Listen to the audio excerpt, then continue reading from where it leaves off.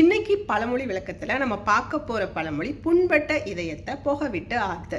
டேய், அந்த என்னை விட்டுட்டு போயிட்டா அந்த ஸ்ட்ரெஸ்லேருந்து வெளியில் வர முடியாமல் நான் தம் அடிச்சே சாகுறேன்டா. எப்போ பார்த்தாலும் வேலை வேலைன்னு அப்படி பைத்தியம் பிடிச்ச மாதிரி இருக்குது. மண்டை கிறுக்காகுது. ஒரு தம் அடித்தாதான் மனசு ரிலாக்ஸ் ஆகும். இருக்கிற பாட்டில் காலையில் ஒரு தம் அடித்தாதான் மோஷனே ஃப்ரீ ஆகுது. எப்போ பார்த்தாலும் ஏதாவது பிரச்சனை வந்துக்கிட்டே இருக்குது. அப்படி ரிலாக்ஸாக ஒரு வாக்கிங்கில் ஒரு தம்மை போட்டால் தான் அதுலேருந்து வெளியில் வர்றதுக்கு ஒரு ஐடியாவே கிடைக்கும்.